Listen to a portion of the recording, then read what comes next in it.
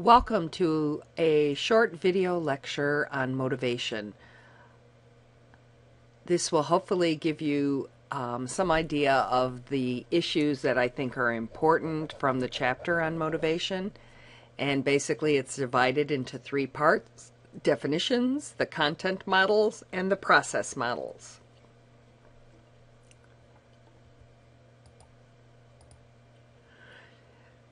So what is motivation? Right? The definition is it's the willingness to exert effort to reach organizational goals, and that it's the force that starts, sustains, and directs activities. So if you look at this little model below, which you don't have to know, but it explains the idea, it's that you have a need, it creates tension, which results in drive. That's your motivation. So you start to search for something to meet that need. It's satisfied, tension is reduced, and then the process starts over again. So if you think of, I'm hungry, my stomach's growling, I gotta eat, I'm going to start looking for food. So I go out to the grocery store, I go to McDonald's, or, in the olden days, right, I go out and kill something. I eat, my hunger's satisfied, the tension's reduced. So that's the basic physiological model of that. But it also applies to psychological needs. And the main thing is that when we're in a motivated state, right, our needs aren't satisfied, right? We're not relaxed when we're motivated. We're in this situation where we have some tension and some drive to accomplish something. So why does it matter? Well, from a managerial perspective, in order to get the best performance from our employees, they have to have the ability, and we discussed that when we talked about human resources, but they also have to have the drive, the need to be engaged in whatever task it is that they are working on. And so both are required in order to get performance. If one or the other is missing, then we're not going to get the performance that we desire, and our organizational goals aren't going to be furthered. A little bit about intrinsic versus extrinsic goals. So this is basically thinking about where our motivation comes from.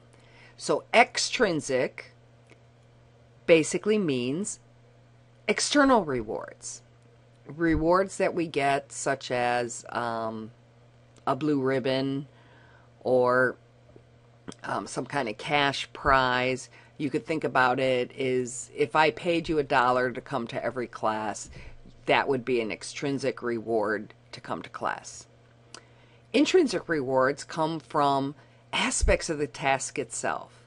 You like doing the task. You're involved. So in class, it would be, you would come to class because you find that coming to class is interesting or engaging, and you get something out of it. And again, this is that internal motivation. And it applies to lots of different domains of human activity. And generally speaking, right, the motivation at work is extrinsic. And when we think about the freedom of it, it's very constrained, right? We have a lot of constraints on what we can or can't do, and we feel we have to work to get a paycheck, etc. And so that's why I have the question marks under the human value. At play, the things that we choose to play at, right? Those are intrinsic and they're freely chosen. Human value of distraction, you might argue that maybe it's self-fulfillment too. But this idea that you generally choose things that you like to do, that you enjoy doing just for the pleasure of doing them. And you also tend to lead towards those things that you do well. And so that all involves to give you this intrinsic motivation to continue to pursue them. And the same things at leisure, right? And we could debate the difference between play and leisure, but that's for a different class. And so there are two types of models that discuss motivation. The first set is the content models about what motivates us. And then the second set, the process models, it gets into more of the details. Well, how does that motivation work? So what are the steps that are occurring as we're motivated?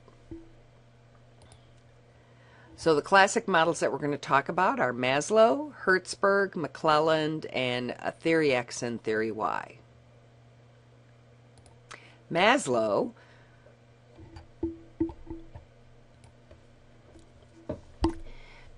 developed a hierarchy of needs, ranging from the physiological at the bottom, which are the needs that need to be met first before you can move up to the other needs. And so the physiological needs, that's the need to eat, to drink, right? Hunger, thirst, sex, sleep, that our body requires. The next level is then the safety needs. That's security issues, feeling safe. So you could think about it as living in a neighborhood where you're not going to be a victim of crime. The social needs, and again, this relates back to our definition of an organization and why organizations can meet some of these needs, right? Safety and physiological through the paycheck that we get. Social needs through our interactions with the other people that work at the same company that we do. And esteem needs deal with our longing to be recognized. And then finally, the self-actualization needs deal with becoming the true person that we're meant to become, right? They aspire, these types of motivating factors aspire to our highest concept of ourself. And so organizations meet the lower level needs through paychecks. They meet social needs through interaction with others, esteem needs through